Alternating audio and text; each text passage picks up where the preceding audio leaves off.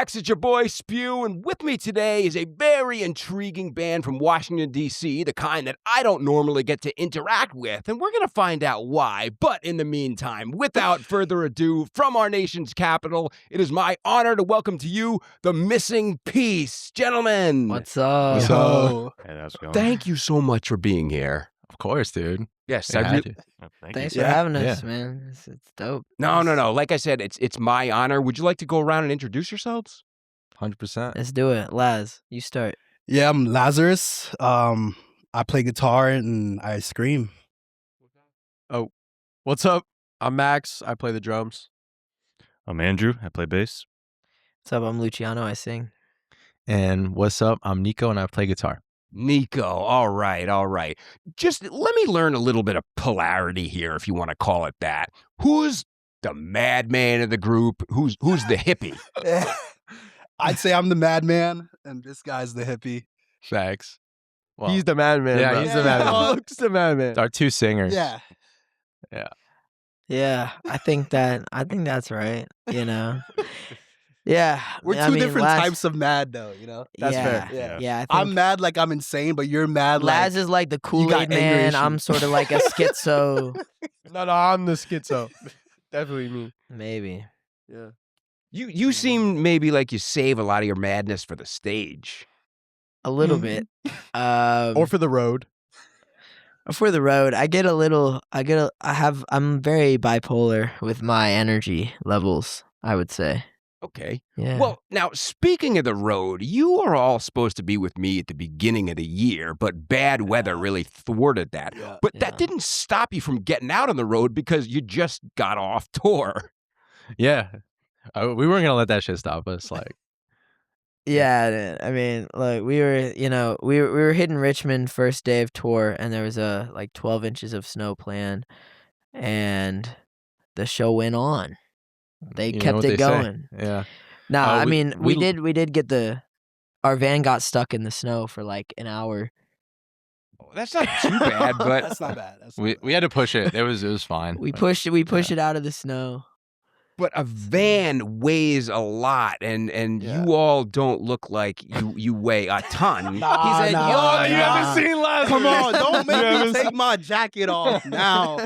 Don't make me do... he begged me. He begged here we are. Y'all look really fucking skinny. Wow. Come on. Y'all Let me weren't ready. taste you. Y'all Well- weren't ready. Lazarus, how much gear are you on? I don't mean that. Zero. I'm all natty. Cap. All natty. It's protein. That's gotta be a man. lie. It's protein. I've been getting these accusations since I was 12 years old. So 12. Problem to have. No, No, it's 12. true. Nah, he I went to middle school with him. me. Yeah, They yeah. they He were was ripped. saying, He was ripped. "Yo, you gotta be on steroids." But then he actually wasn't on steroids. I But wasn't. but I was just strong as shit. I just Now got it's them different. good genes. It's the West African genes, man. He's been on gear Yeah. since he was 12. right. The last time he had good genes. Wait. No. These are hand-painted. No. These are hand- Speaking of You're jeans. fire, bro. What are you wearing? What is he wearing? I mean, this dude. Yeah. Well, got the clogs on. However, I mean, I'm looking at silver teeth right now, Oh, so yeah, it's yeah. not like you're not, I mean, you're flossing as well. Oh, a little bit. Yeah, a little bit. That's one thing. Yeah. Those are cool as hell. Thank you, bro. I Yes. appreciate that. Thank you. Lazarus, let's talk about your jeans for just a second. Yeah. Which ones? These ones or these? I suppose whichever you like. However, Yeah. I'm looking at pants with, I see like biblical figures on Yeah. there. Yeah. The Sistine, they're from is it the Sistine Chapel that has been transposed on there? Yeah. Or, wow. That's exactly what it is. And I mean, I'm like super spiritual. I love Jesus. I love God. And I try to like put that. I mean, I have Saint Christopher on my right arm, Saint Lazarus, or on my left arm, Saint Lazarus on my right arm. So yeah, lots of like biblical imagery going on. My name's Lazarus.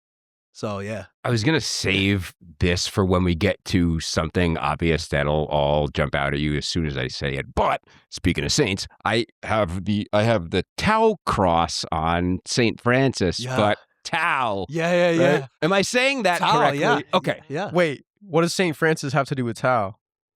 just like the name of the cross is like Tau, T-A-U, normally spelled T-A-U. Yeah. But your latest single, damn, this is already jumping like farther into things and everything. But all right, we'll get there when we do.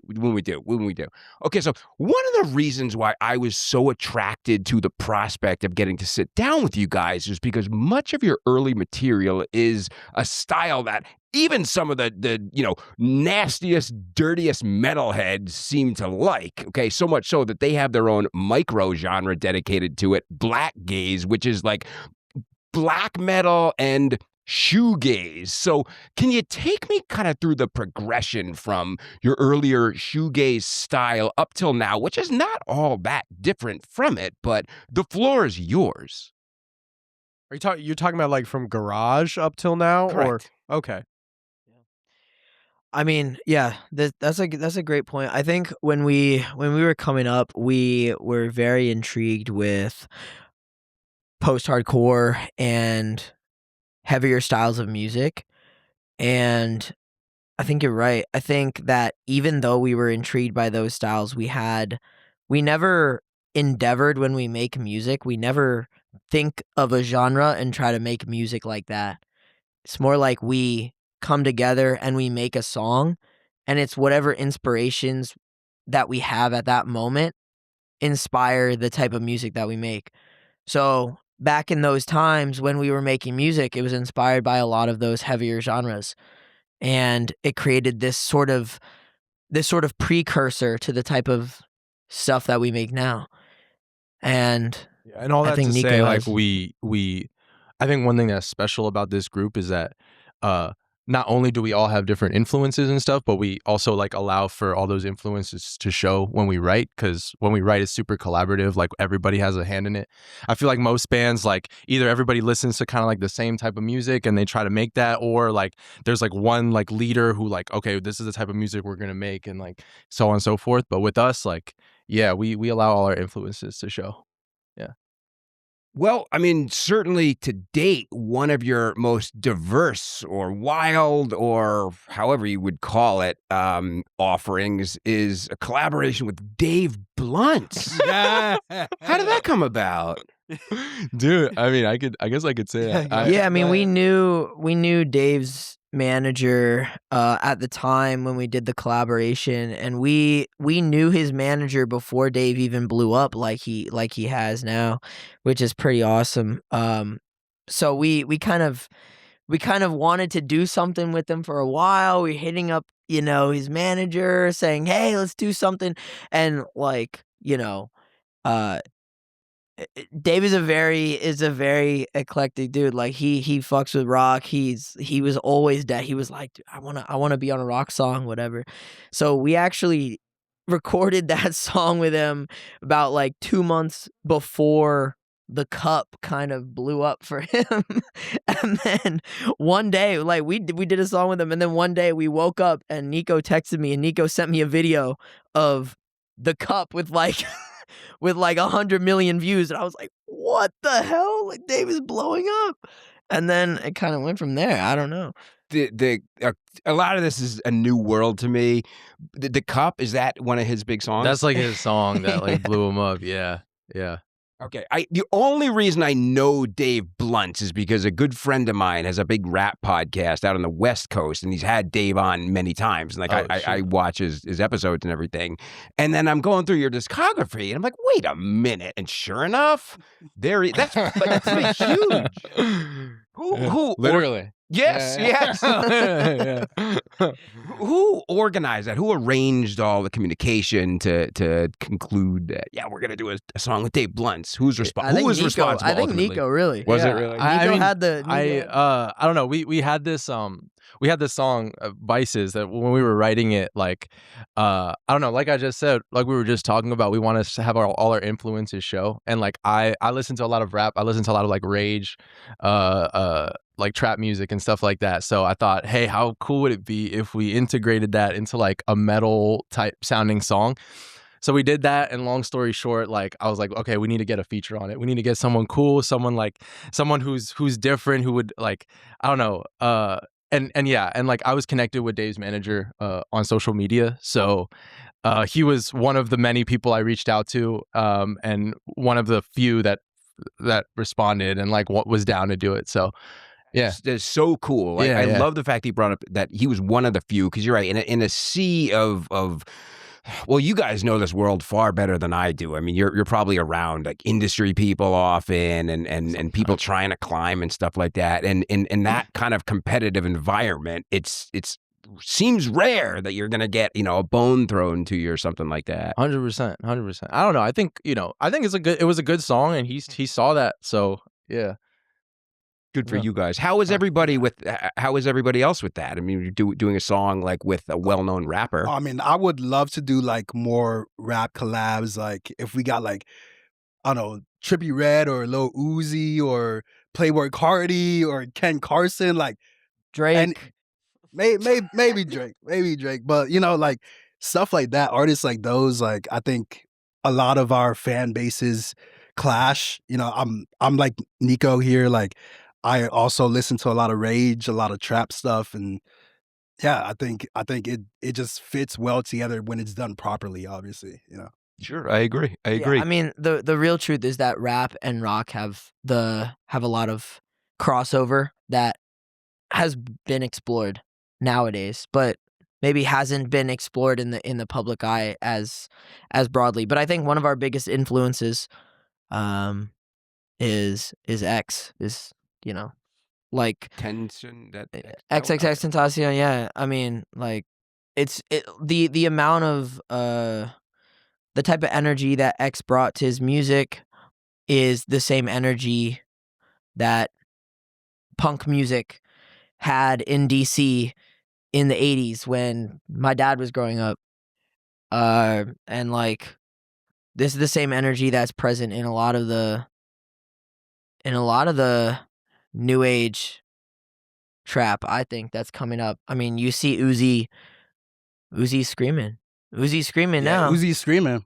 Uzi like did a song Laz. with Bring Me the Horizon. I don't know if you've heard that before. Yeah, sure. Yeah, he did a couple songs with them. So I feel like it's not too far fetched for us to like keep integrating, more artists and stuff into our music.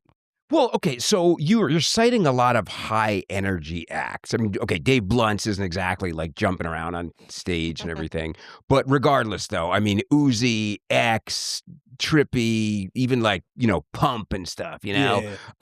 Those are high energy performers. So are the missing piece on stage. I've seen footage of you guys on stage, but where are you emotionally, psychologically when you're actually writing the songs? Where is your head at when it comes to both writing and executing in the studio? I think Max has That's an a tough idea. one. I think usually what happens is one of us will come up with a concept individually, and then we'll come to the band with something that's not fleshed out, like a chorus or a verse or something. And if the group likes it, then we kind of all bring our own, as Nico touched on, like our own influences and flavors and feelings and emotions and thoughts to that. I would say for me, when I'm writing a part, usually it is inspired because I hear something new. I listen to a lot of music and I'm always kind of bored and like hungry looking for new sounds. So when I find like new sounds that inspire me, that's when I would say like I'm most interested and most inspired to go write my own music. Cause I'm like, oh, like this is something I haven't explored before, something I haven't heard before. I want to make something new, something in this realm. And then that's when I'll come up with something myself. But, the other guys could speak on their individual songwriting process as well. Yeah, please. I have a question for you, Max. Even our slow songs. Bro's the interviewer now. Nah. Wait. Can I just Hold step on in now. for 1 second? And I want to thank you so because you're taking the work away from me now. Thank you. And I mean that. I mean that, okay? I genuinely had a question. Like, I mean, we talk about this a lot together, but I have a question for you. Even like our soft stuff,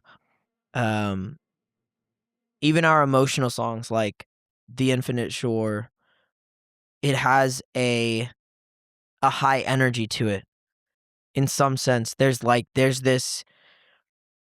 It's such an intimate song, but it has intensity that's there. So I kind of have an idea, but I want to hear you I'm interested in why you think we were able to make a song that was like that has this when we play it on stage, I feel an intensity that that I don't feel with other soft songs. I think I know what you're getting at. And the last interview we had, what was it called? We were with Wires. Yeah, Wires OO. Shout out Wires. Yeah, that was cool. And they asked us, what music means to us. And Nick's answer, I think, resonated with me more than my own even. He said, he's in music because of catharsis. And I think the reason that The Infinite Shore was so fire was because it is very cathartic, and the intensity and release that you feel, I think, comes from that. Release. Yeah. It's not like it has to be a soft song or it has to be a hard song. I think if a song doesn't bring you catharsis, what's the point? And that's kind of what Nick said in Wires OO, and I think that's very true about all music. What's the point if it's not releasing something in you to the world? I hear an answer like that, and to me, I think you're really doing a great job of setting yourself apart from other artists that and sound similarly, because a band that is, let's say, commercially accessible, okay, can sometimes be described as writing songs for the radio, Selling out. Is that what selling out? Yeah.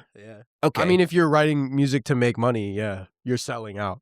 Which I don't always condemn, however, I think music listeners want something authentic. A lot of them do, and anybody can go up on stage and perform as though they're charged up, as though they're, latching on to something else that somebody can't see in the room.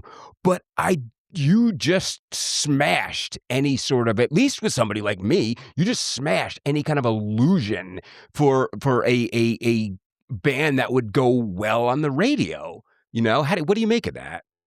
I think there's always kind of a battle between how can we make our music like attractive to an audience and marketable, and how can our music still be true to the message that we're trying to send and the art that we're trying to make and the feelings that we feel. You have to think strategically when you're writing, of course, but if you think strategically from the very beginning and it's not rooted in emotion, then you're not writing music. You're making a track, right? You can make tracks and it can be emotionless and you can sell it and whatever, but it becomes music when you start from emotion, I think. You mentioned art before. Is anybody in this band into hentai? What? Wow, yeah, funny you say that. Hey. Oh, no. There's only The weeb is about to speak. There's only The one resident person. weeb. There's only one person who could potentially be into that. There's some things I don't delve into. Like that tentacle shit, like that's not for me. Is that what hentai is? You're already in jail. You're already in jail, bro. Like, you're digging yourself a hole. I'm not bro. saying I'm the band member who's I'm into that. not saying I am, I'm just speaking for all the hentai watchers out there, Which I think some says of that it you are. I is think good that's and some of it obviously is not very good. Is hentai? Is that It's like porn? Oh, man. it is. So it is. Okay. Okay. Like anime. You mean it's anime porn? Yeah. Well, it's porn. It's literally porn. But Did you anime. mean just anime or? No. Oh, you meant hentai. I didn't really know exactly what it was before. I did a little bit of digging and We have a song called "We're Not Weebs." I'm guessing. well, something told me that it's like, ask about this hentai thing. They may know about Seems it. like, yes, a good idea. And here we go. I have a We're Not Weebs is about Laz's hentai addiction. Yeah. I'm like He's working on it. 10 years clean now, guys. Did I sell that well? Were you expecting that? No, Okay. not at all. That was Not at fire. all. Yeah. Cool. Thank you. Good Thank you question. very much. Thank you very much. On that, wait, no, hold on. We'll get to that in a second. But let's continue with music for a second, okay? Your latest single, Tao. Am I saying that correctly? Yeah. All right. I saw that and I was like, wait a minute. I've been to Tao in Las Vegas before, big nightclub out there. Yep. And the reason I remember it is because for some reason, Paris Hilton was there also that night. Yeah. It's like, wow, like that's I mean, this is years ago and everything. So when I saw that, I was like, I wonder if it's about the place in Las Vegas. But no, Nah. it's a very ethereal kind of track. Okay, it's the kind of song that I want to hear when I'm on Percocet. Tight. Clip He that. knows some, bro. He knows some. No, when we See, wrote that's my that, confession. when we wrote that song, like it was literally just like about the feeling that it gave us. Like, how can we feel like we're like on top of the world, and how can we feel like we're alive at the same time? And that's I don't know, Max. You can talk a little bit more about that. Like Yeah. the beat in the background that like is driving the song. Like that is like I don't know. It's a bit of like a little bit of EDM influence in there as well. So you get that party element to it, you know. But yeah, go ahead. Yeah, I mean, Nick and I were sitting in the studio together and we just kind of, like I said, I'm always inspired by other music. So we were kind of just looking around for influences and stuff. And we were listening to some EDM actually, and just sampling stuff. And we ended up putting together a very short concept and sending it over to someone. And eventually it became what it is today. But the reason we called it Tao, I think, was because it just had this very kind of flow to it. And we ended up writing a lot of stuff that was, I think, thematically aligns with like Taoism, like the Taoists, like the Eastern philosophy. So, I mean, that's pretty much everything I have to say about it. But Yeah. I think you're right. I think it's funny you say that. There's a lot of times in the world there's things that you notice that seem like coincidences but aren't really coincidences. Things line up for us a lot when you don't expect it. And so you make this song that is a kind of like immersion into some themes of Taoism and connection to nature and things like this. And then I completely, when they came to me with that song name, I immediately thought of that nightclub, and I immediately thought of like multiple other things related to that. And what's funny about it is the song, it has this connection to nature, and then it also has in the back, it's like that. Yeah. And I'm thinking, I'm like, this makes me feel like I'm in the club. So it's exactly what you said, and there's no coincidences, man. Cool. That makes me feel good. Yeah, it's a song that like when I exercise, a lot of the times I have to be zen. I really can't be in the like, That's him. I fuck with that. same I thing. fuck with that. But I'm sure I could listen to Tao and be really hyper focused on, whatever muscle group I'm trying to exercise and everything. And so it doubles as, I think, something that's relaxing, something that keeps you awake, something that's energetic. I mean, I mentioned Percocet before, but hell, maybe there's a little bit of cocaine in it too. Just fire. Or a lot. A little PCP. Wait. Huh? Well, I mean, you said it's open Nah. to interpretation.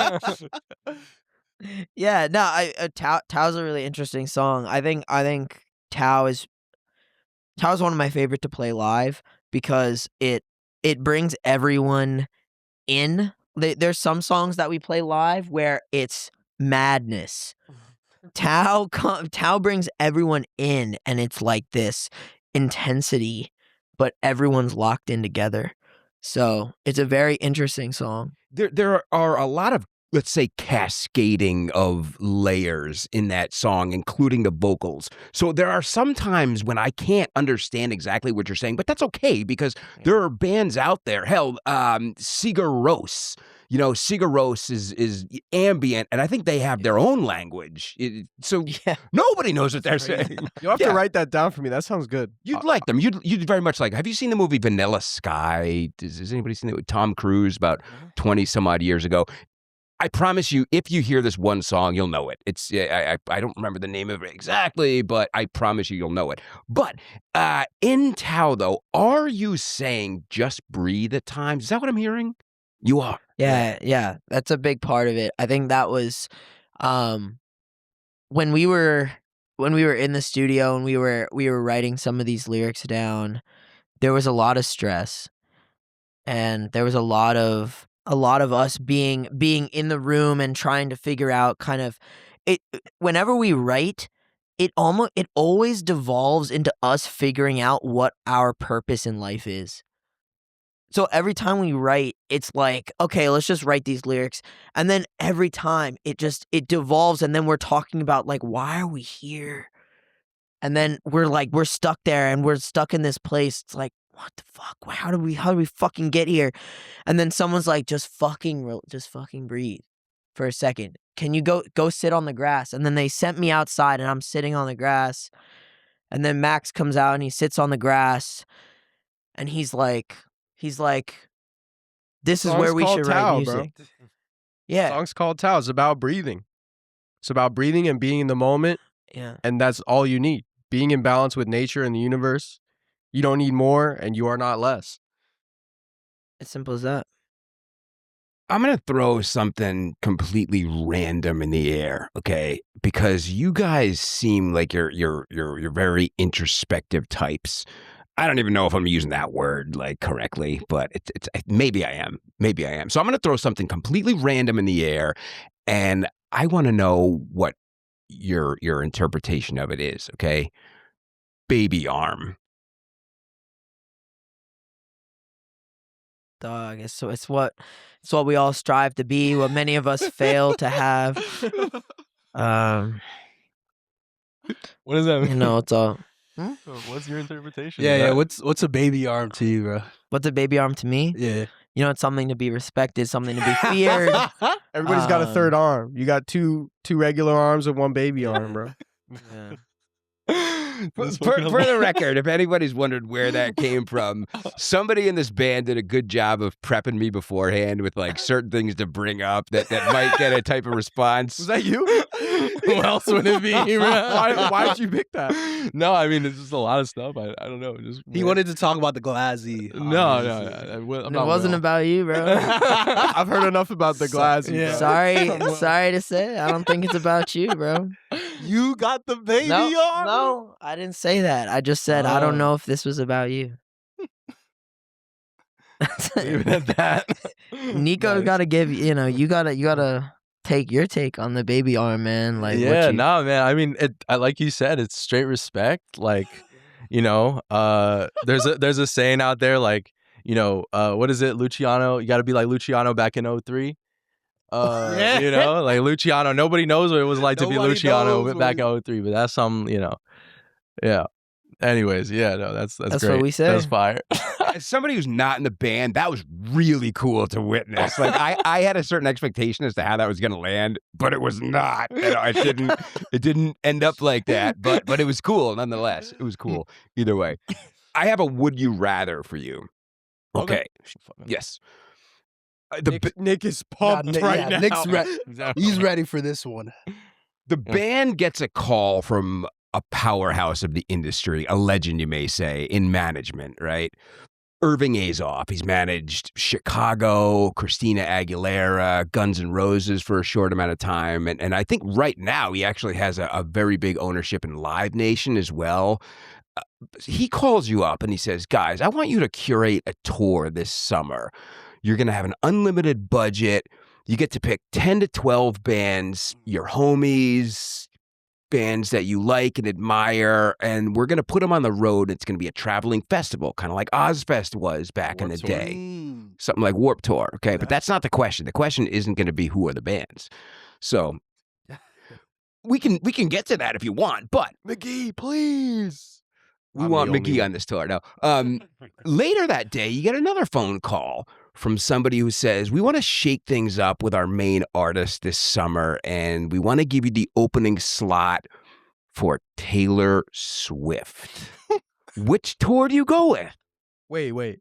Oh. So either we have our own unlimited budget tour or we Yeah. open for Taylor Swift. That's right. Yeah. I'm thinking we take the unlimited budget tour. That's Well, my maybe, vote. maybe the one little caveat, as they say these days, is that the budget will hopefully go toward keeping the tour on the road, the bands, the costs associated. I mean, It's I gotta be the guess tour. You can't pocket the money. Well, yeah. Yeah. Okay. So But it's you still can, easy maybe for if you you. want. You're though. thinking, okay, so you're thinking about the profit from. No, I'm playing not with thinking Taylor about that. Swift. I'm just saying, like, I 'Cause don't I'm know not if you were thinking trying to about that. game the system. Like, I'm gonna take all the money or some shit. So you're taking Taylor Swift. What are you? no. No, What he's am doing I the taking? tour. I'm trying to doing play the with tour. 10 bands that I fuck with on an unlimited budget tour. No, Are you I kidding? think. I don't know what you think, Andrew. I'm taking the unlimited budget tour. Yeah, I think we're all taking that. Well, if it's right now, I think we're all taking Opening that. for Taylor Swift would just be instant like fame. Yeah. I mean, that'd be instant. what do you Like our mean? music would be shown to like tens of millions of people. Who like, I opened mean, for Taylor Swift on her last tour? Paramore. Paramore, right? And look at them now. Hey, so why don't we Yeah, just pick look at- are you Paramore to kidding be me? What are you talking They're about? tough. on what our are you tour? talking? Well, okay. Paramore is Paramore's already tough. Paramore is already the top of the top. But they What weren't are you Taylor. talking They about? weren't Taylor no, Swift tough. They weren't because I look. Truth be told, this is a little embarrassing, but I actually know all of the artists who opened for Taylor Swift on her last tour. Okay. Okay, I don't know if y'all do. So I'm I don't. asking you, who are the artists that opened for Taylor Swift on her last tour? I don't think you can We tell don't me. Who know. else are you referring to if not Paramore? Like, for example, a Gracie Abrams. See, y'all Who? even know who that is. See? But we know Paramore. But that's what I'm saying. we is know we Paramore. already knew Paramore. I'm saying that, look, Gracie Abrams opened for Taylor Swift on her last tour, and y'all don't even listen to that type of music, so enough. y'all don't know who that is. So it might be more valuable to play with bands that we want their audiences and we want to be more like them. Maybe.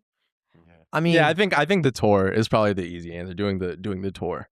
I think our music is kind of, well, first of all, I would say the actual like central piece of the question is that I think we have zero kind of like, our top priority is not profit or like getting in front of certain types of people at all. We make the music that we make, and we want to show our music to as many people as will see it. And that doesn't mean that, you know, we would take some profit, like we would take some amount of money, like if it compromised what we're trying to do.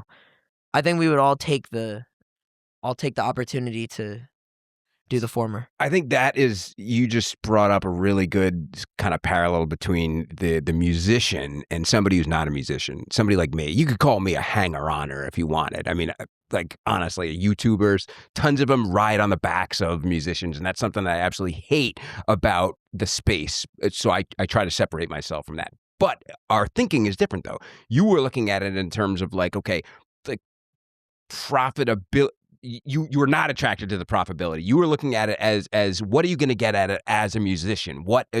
How is my soul going to feel better now that I've been able to express what I wanted to have expressed? I look at it in terms of like, okay, how opportunist is this band, is that band, that type of thing. So what I'm learning as I go along is that musicians are a different breed. You, unless you're committed to, you know, making it, however you want to term it, you really need to play. I mean, is it a compulsion for you guys that you must play and perform? Is that what it is? I tell our agent, book us as many fucking shows as possible. Because that's literally all I want to do. I want to be on stage. I want to play. I want to, you know, feel sore the next day from how much energy I gave to the crowd. Like, yeah, I definitely think that's our. Yeah, no, I agree. Feel sore. I mean, Do what you are you feel talking sore? about? Like, Huh? you backflip every night. So how do you not feel sore? Yeah, I feel sore. Like You break your neck sometimes. I don't break my neck, but I definitely, Well, he like, feels sore my for abs. other reasons. you know, I guess, maybe so. No, I mean, I think I agree with that. I agree with Nico's sentiment. In terms of playing shows, we would rather be out playing in front of 10 people, and we want to make those 10 people's nights. And we would rather do that, and we're gonna lose a shit ton of money. I mean, that's what happens when you're coming up and you do it from the bottom up, and nowadays it's so different with social media. People get the following first and then they play shows, but we came in a time when that still wasn't really a thing. And so we've played a million shows to nobody. And you have to have some insane compulsion in your head to get on that stage. And enjoy it. Yeah. Like imagine just giving your all in front of like just your mom and like a couple friends, right? Like we played at shows where like I'm literally ripping my shirt off and there's like just a bartender, but I'm still giving that energy, like sometimes like and it's also like reps too, the more you do something, the more like it'll become second nature. That's the way I think about it. So it doesn't matter if we're playing like the best show ever or like the biggest show ever or like the smallest show ever. Like I'm still gonna be Lazarus on stage no matter what, So the reward really is just the release and the self-expression. Yeah. Like Definitely. even when we're just practicing, like we'll be practicing in Rehearsal some is the rehearsal best. space. Rehearsal is the best. And we just like are so locked in with each other. We're not playing to anyone else. We're just playing to each other. And like those sometimes those are even better for like our emotions, for our like development as artists than just playing like a sold out show. Oh, nice, by the way. Thank you. Thank you. Our last I did interview, that on purpose. he botched sold out show. He said sold out so. And like as like the first thing he said in the entire interview, and we were all like, all right. It was bad. It was Yo, we bad. had to show ourselves. I was nervous that interview. He came here with a vengeance. I came here with a vengeance for sure. For sure. In the grand scheme, though, that's I've learned that is called spoonerism, right? That's the figure of speech or error figure of speech, whatever. Yeah. It's not a big deal, okay? It's really not that big of a deal. But in the moment, it is fucking embarrassing. Yeah. Yo, they clowned me for like a good 2 weeks. I was like, all right, guys. It's not over. We're still clowning you now. It's got to be worse for you guys because at least for me, it's just me. I don't normally get to see a whole lot of people outside after I leave, like, the bands and stuff, unless I go to their shows and stuff like that. But these are your brothers right here. Yeah. So you got to hear about that spoonerism. Every We day. left the interview. Okay, we left the interview, and as soon as we get out the front doors, it's the first thing that Nick says. No. Sold out so. Sold out. Did we have a sold out so? We just walk out and he just says, I'm like, fuck, man. Like, I'm not going to live this down. Lazarus, at what point, when you said that, how much longer was there in the interview? How much longer? That was the beginning of the interview. thing. Like, I didn't even introduce my name yet. Like, yeah. But, yeah, I feel like I bounced back a little bit. Was it on your mind the whole time? Yeah, though? Absolutely. Yeah. I was like, oh, don't fuck up again, you idiot. Don't do it. And then he told them he loved hentai. See, that's fire, though. That's fire. That was another thing from Nico. Nico Did you put that in? Bro, you acting like... Nah, he's a con man. He's a con man. He's trying to set me up. He did that shit Yo, on purpose. why would this guy bring up hentai, bro? This interviewer is weird, bro. Why would he bring? Nah, that was shit. you. You put that shit. What See, a that's con I'm man. saying. Bro, Nah, he's we knew he would bring that shit up. He always I put didn't some. know. I did not know. No, Nico that always always got surprise something. always makes for the best, you know. That's what it was. I was trying to think. I'm like, I have an idea as to what that is, and I don't think it's all that like, you know, I don't think you could show it on regular TV. So I'm like, I gotta bring it in a way that's like, you know. That's awesome. Is everybody happy right now in terms of where you're at functioning as a band? I mean, is everybody are you having a good time? Nah, I hate these guys, man. I love these guys. These are my brothers, man. I couldn't imagine doing this with anyone else. Like Nico and I started this shit when we were literal kids, so it's this is my baby. Like I can't Baby arm. my baby arm, if you will, you know. And I'm gonna take care of my baby arm no matter what. Mm. Type shit. We know. Type. I think we're never satisfied. We're never content. I think I think we're having like we all have we have big goals for what we want to be and the type of impact that we want to make on people. And I don't think we're going to stop until we either until we make an impact or until we die. Tell me how close I am to the following. You said goals, right? So the goal is the stage, bigger stages. Maybe not so much, you know, Maseratis, although I'm sure nobody would turn down, you know, Maserati, Ferrari, something like that. Luciano, I'm looking at you because Luciano, Ferrari, Maserati. No, I don't mean that. But is it the big stages though? Is it the arena? Is it the big like sheds, the Michelob or shit? What's the one here? Jiffy Lube Arena. I just want a stage big enough to where Andrew can be like seen by the crowd. to where I mean Andrew's already like way taller than me, but no, I mean I want well, we all want thousands of people listening to our music. We want a moment with people on a stage with the rain pouring on our fucking face. You know, there's 1,000 people out here. They don't have their phones out. There's no phones. It's just people, and we're here, and we play these sounds, and then it's captured in history. Yeah, my goal is the Super Bowl. All right. If I can quit my day job, I'm satisfied. There you go. When Andrew was the first person to show up here, just so everybody knows, you kind of scared me a little bit when I really? opened the door. He scares Nick too. Do you know why? Why? Because I opened the door and I see you. I said, "What is Geezer Butler from Black Sabbath doing here? You look just like Geezer Butler." Uh-huh. So it wasn't scared. It was just kind of like, Tell him all the time. Yeah.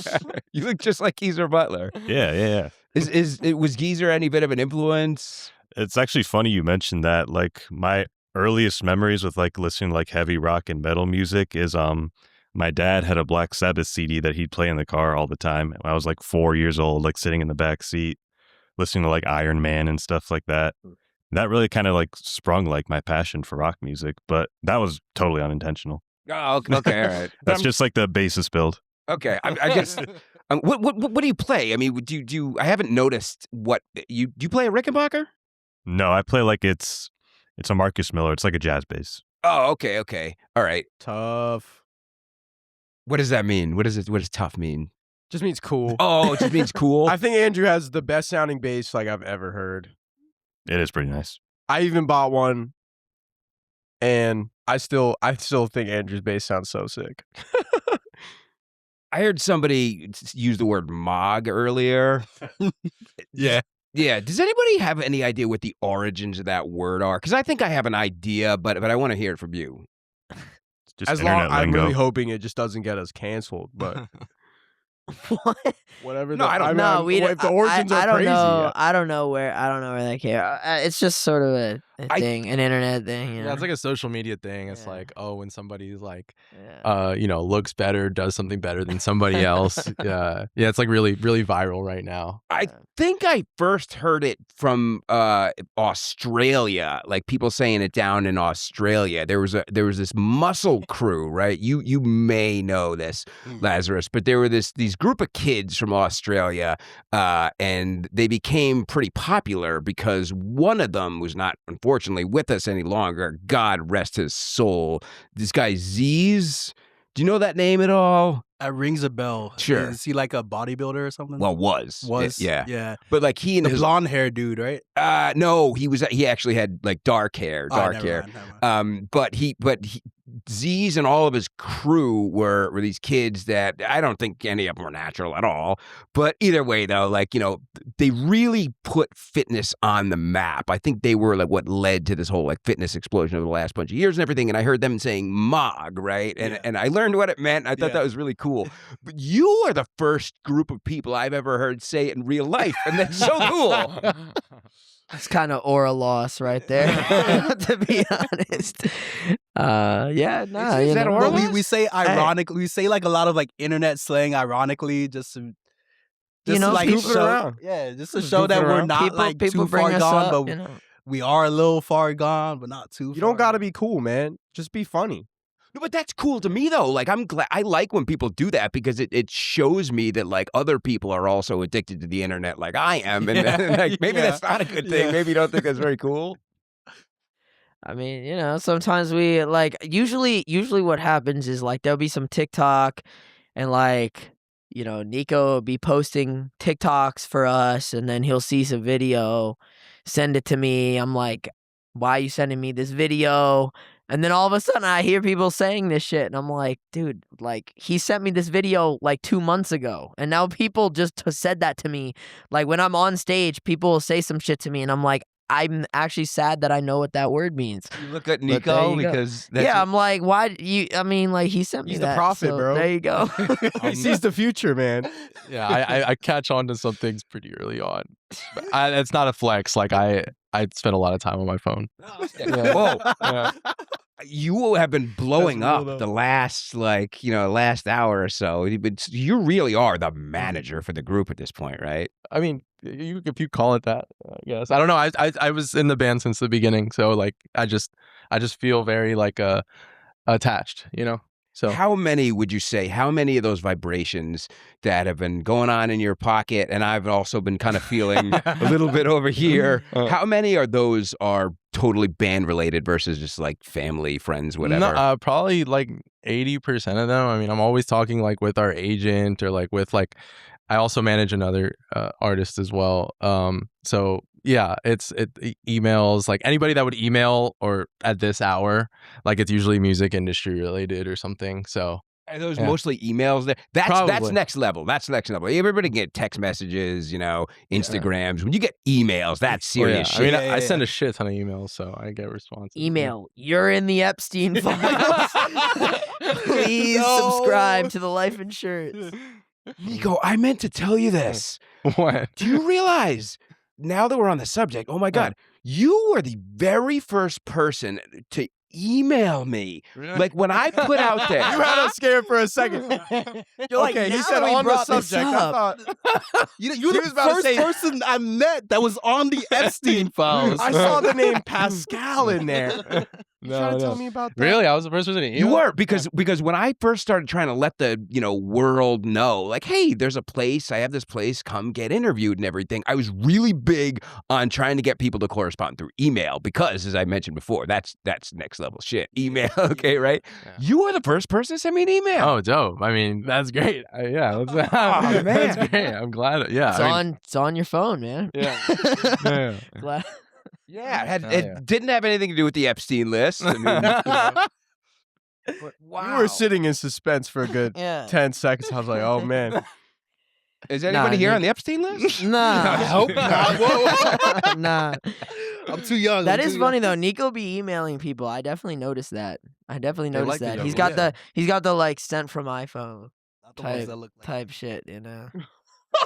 I don't know. It's just like I don't know. I guess like maybe it's like a psychological thing. Like things feel more important to other people if they receive it via email. So yeah.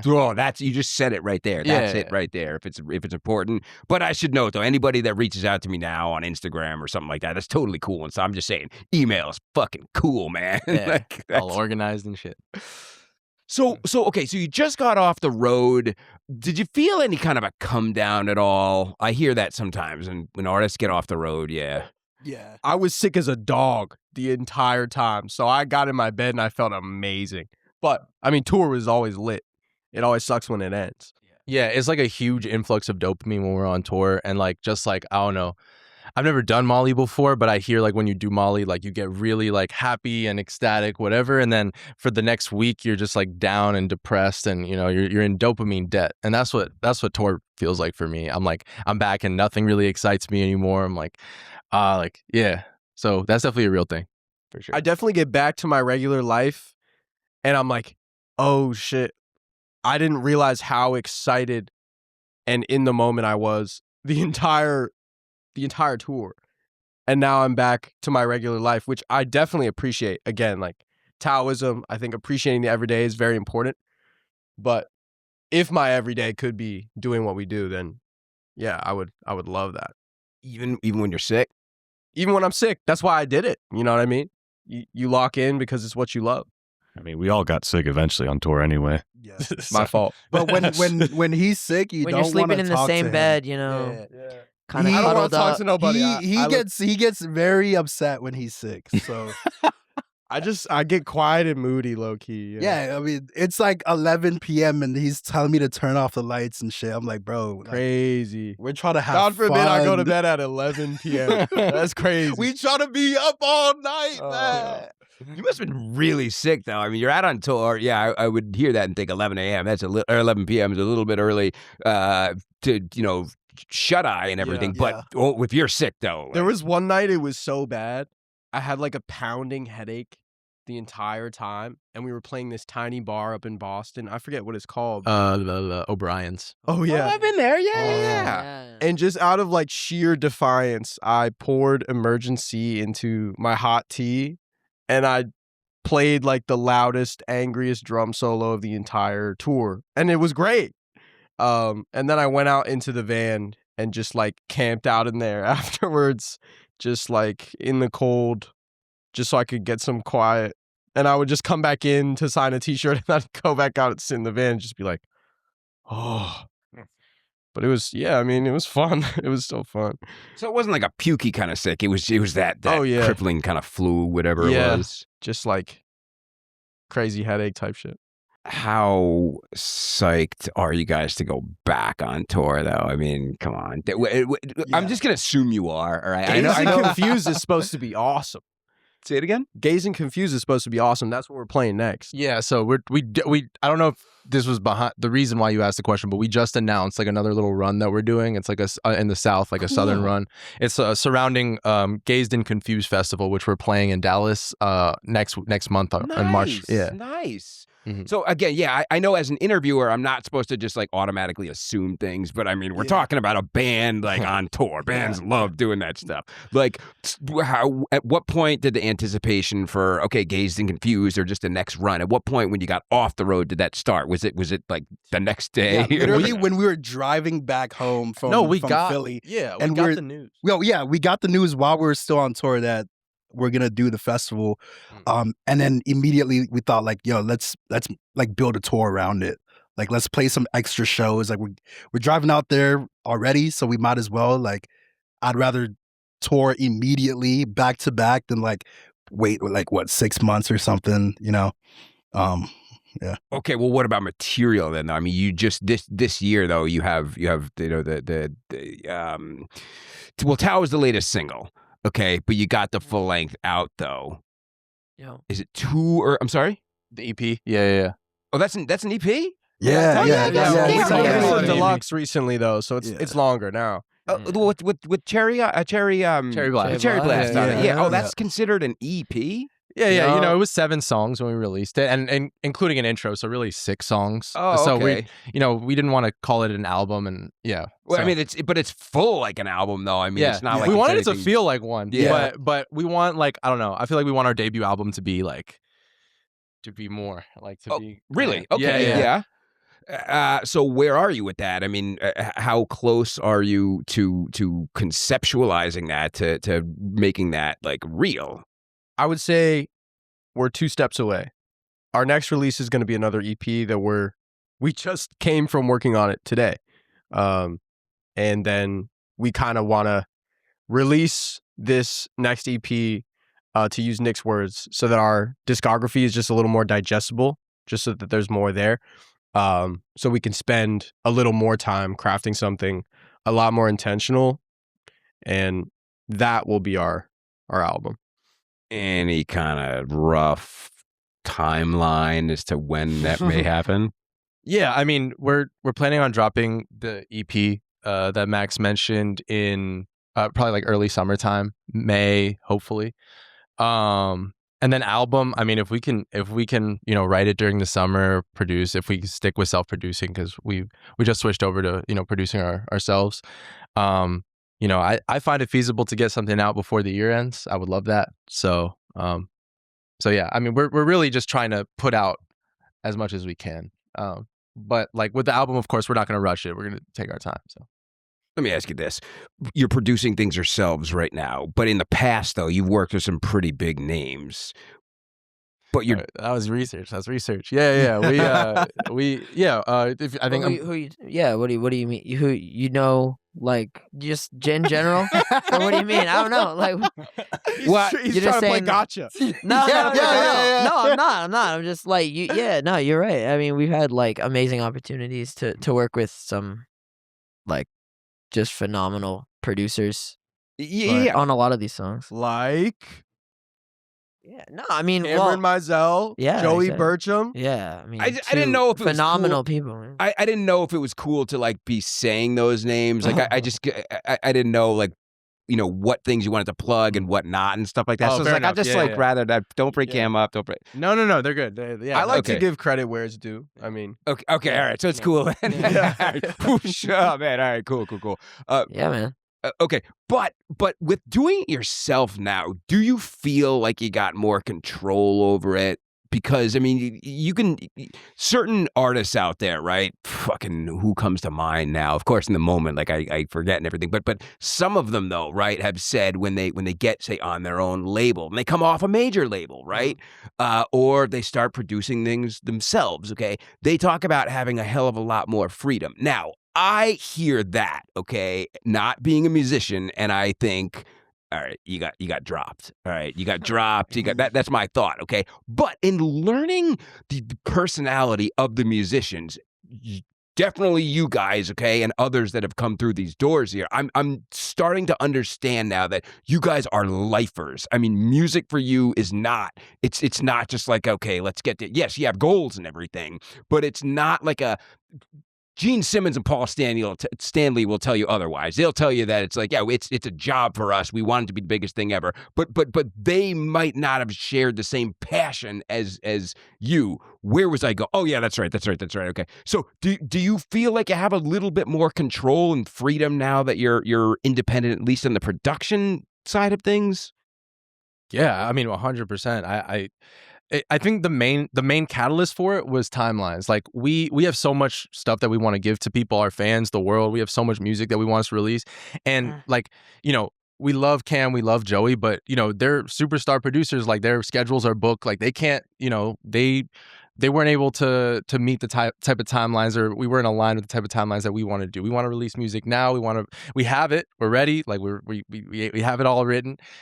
So I think that was the biggest thing for us is like, okay, we have a superstar producer in our band. So let's try something there. And Yeah. I mean, we love collaborating and we love writing with others as well. And like we will almost certainly produce songs with both of those producers in the future. Like it's always a fun process, but like if we're able to just when you have people constantly just being like, where's the next song? Like we want this, and we feel like we want to bring something to these people. And if we can do this, if we can do this ourselves, if we can do this quickly, then we want to just release Yeah, I mean, not necessarily music. quickly, but our time, which would be relatively quickly to, Yeah. yeah. So that really is, it does go back to that whole compulsion thing, that drive inside that wants creative output and not just maybe like a timeline that you think, okay, time this in a way that it's going to pick up on whatever TikTok trend or something like that. I mean, you guys are the real deal in terms of musicians. You live for this, right? I live for it. It's my life. Absolutely. And in both, the songwriting and performing live and let me ask you this. How good does it feel, okay, when that music gets out there? You open up Spotify, you open up Apple Music, whatever, you see the cover art on there. How good does that feel? Yeah. That's the best feeling. I literally, like, to this day, I don't know, people say like, oh, they get tired of it after it releases because they've been listening to it so much when they in the studio and so on. I still I still got The Void on our last EP on repeat every time, like I'm in my car by myself, or if I'm in the gym on on the treadmill or something, like I'll run through it a few times. When I was just getting my last tattoo, I was like, okay, how am I gonna kill this time? I was just playing our EP just back to back, like just back to back to back. I'm like, all right, so that's how I know another 30 minutes went by. But I was like enjoying it. Like I was genuinely enjoying it. So it feels really good. Yeah. Yeah. And why not? Well, guys, we've covered, I think, a pretty good amount here. Is there anything else you'd like to get across that you think I maybe failed to ask, or floor's yours? No, thanks for having us. We want to get our art to as many people as can possibly see it. And, if this helps in that effort, we're here. We like hanging out, we like talking about all these things. So This is go ahead, Nico. No, I was just gonna say you're dope. Like I love your person. I love you, bro. Like I don't even know. Like you're I did have something. I'm sorry to interrupt. No, you're good. You're good. I wanted to ask about this tattoo on the top of your forearm here, the swirly one. Okay, yeah. Yeah. That's 6 feet under, that band underneath. That was. Did you ever see Ace Ventura? Yeah. So the singer of 6 Feet Under was the original singer of Cannibal Corpse, and I Come Blood. Exactly. Yes. That guy. Yeah. What? Yeah, you never seen that? No. I come blood. Well, that's you've probably. So you may be referring to the current singer for Cannibal Corpse, okay. George Fisher, Corpse Grinder Fisher. But so when Chris left Cannibal Corpse, he went out to form 6 Feet Under, and but yeah, that was one of his songs, his era of the band song originally and everything. But I'm a big 6 Feet Under fan, and I got this to kind of symbolize, like, I got to interview Chris like in person, and it was the first like in person he'd done in the States in like a long time, and he told me, he's like, I really don't do this often, but I trust you and everything. So it was kind of like a cool, man, like a little souvenir, sort of like that type of thing. Does it mean anything, the symbol, or it's like a 6, it's like a skull, and that's like, if you look at it, like, I know it's kind of hard to see it on my arm, like it's a 6, like 6 feet under for the band and everything. But he's a terrific guy, one of the nicest I've ever met, like in person and everything. So yeah, like I got to get my 6 feet under tattoo now. No. But like, okay, Lazarus, you know this. You know that when you're done working out, you should warm down, right? Yeah. It's important You should warm down. when you're all fucking hyped up and everything like that. And I'm sure it's probably the same thing for you guys when you come off stage and everything. But like, hearing you say to me, like, you did a great job, feels like it's like, I can be on edge a lot in this, seat, because I'm like, I want to come off cool. I don't want, no gear snafus or anything like that. I hope they think I'm cool. And you guys were tough nuts to crack, I will say. Wait, what do you mean? Yes. What do you mean? Because you're just such serious musicians, and I know everybody is that comes through here and stuff like that. But you're different though. It's a different kind of band than what I'm used to. So I was like, I don't know, they're not gonna think I'm cool or something like that, Nah, So, you're chill, bro. You were born for this, honestly. Though. For real though, yeah. for real. Like I feel like I'm just chatting with my homie. Like that's like I love like interviews like this. Honestly. God, thank you so much. And how that tied in with the whole exercise thing, I don't fucking know at this point. but either way, I'm so grateful for you guys to say that, and your kindness and your warmth. Holy shit, We're grateful to be here, and we're grateful for every minute of every opportunity we get. So. Thank you. Where can everybody find you? People know your Instagram already and stuff, but where can they find you besides? Yeah, 100%. The Missing Piece, as in world peace everywhere. Spotify, YouTube. We just dropped our deluxe EP, The Void Deluxe. Get tickets to our upcoming tour. If you're anywhere in the South, we're playing Dallas, Nashville, Atlanta, Oklahoma City. So, for any fans out there in OKC, pull up. Where's SGA, man? But yeah, SGA. Oh, right. Free throw merchant. Let's hit them up. But no, yeah. Instagram will probably be linked somewhere. So follow us to stay tuned. We got, hella music dropping this year. So yeah. Missing Piece, thank you guys so much. Thank you, man. Thank you. Goddamn. Thank you.